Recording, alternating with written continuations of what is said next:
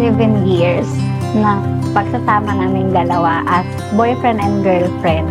Then finally, ito na yung araw na giging legal na talaga kaming mag-asawa. Masasabi na talagang asawa.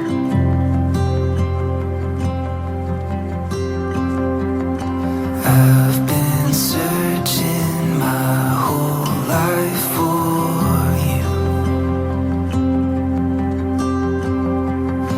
Never knowing where it lead me to.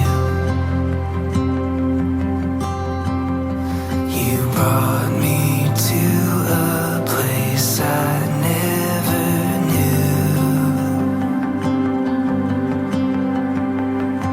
Every moment still a mystery.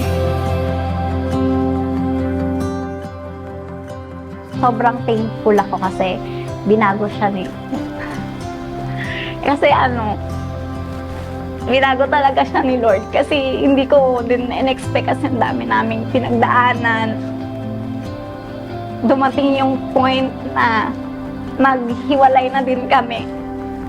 Para na lang sa bata lahat mag-separate na kaming dalawa. Pero sobrang thank you sa Panginoon din kasi kung hindi niya din hinipo yung puso ni JL na magbabago, yun, sobrang thank you talaga kasi eto kami ngayon, magiging isa na kami sa lahat ng pagsubok na pagdadaanan namin.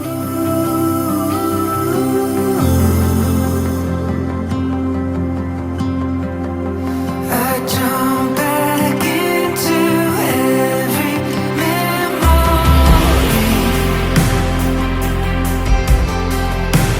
Do it all again together, you and me. There's nowhere else that I would rather be.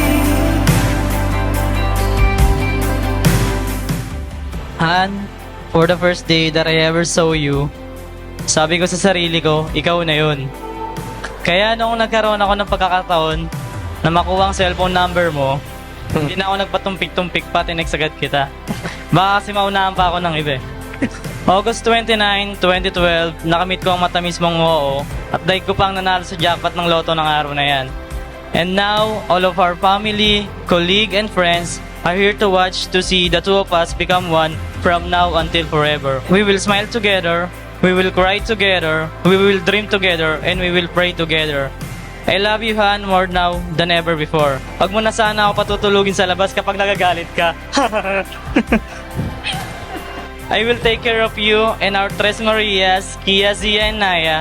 I will lead our family in the way of truth and closer to God. We will pray as a family growing stronger each day. You are my always and forever until my heart can no longer beat. From today until when there are no more tomorrows, I will always love you. Kasi may magadya Doma Iglesias.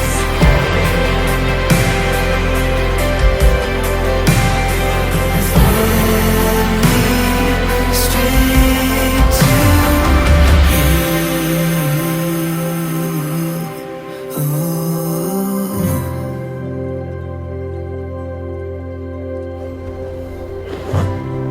Umiyak ka. Umiyak ka. Pogi mo. Umiyak ka.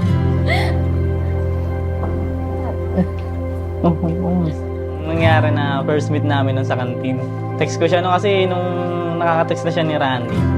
Ako naman tinext-text ko na si Casey hanggang sa yun, dire-diretso yung pagte-text namin na sabi ko sa kanya, baba ka sa kantin, nandito ako. Sabi niya, may panyo ka ba? Sabi niya ganun sa akin. Sabi ko, dami mo ng kaibigan, di ka dun manghiram ng panyo. Sa akin pa. Sige na para makita na din naman kita, hindi pa tayo nagkikita. Tapos hanggang sa niligawan ko na siya, dire-diretso na yun. Anong po title ng love team mo? Ang nakaw na panyo. let it be the first thing.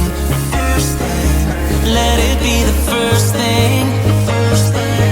Let it be the first thing. When you come home to me. When you come home to me. natuloy na din ang ninanais ninyong mag-asawa na kayo ngayon ay may basbas na ng Panginoon. Salamat sa Diyos sa buhay ninyong dalawa. Saksi kami ng daddy mo sa mga pinagdaanan ninyong dalawa. Mahalin para tumagal ang inyong relasyon bilang mag-asawa. Mahalin ninyo ang pagkukulang ninyo bawat isa. Let it be the first thing. The first thing. Let it be the first thing. The first thing. Let it be the first thing. The first thing. When you come home to me. When you come home to me. Alam mo bang hindi ko ma-imagine na ikaw yung lalaking mag-aantay sa harap ng altar habang ako ay naglalakad. Kasi dati, ang pinagpe-pray ko, Lord, bigyan mo po ako ng ideal man ko, yung matangkad, yung maputi, yung matangos ang ilong at mabait. Pero ayon, binigay ni Lord yung best niya.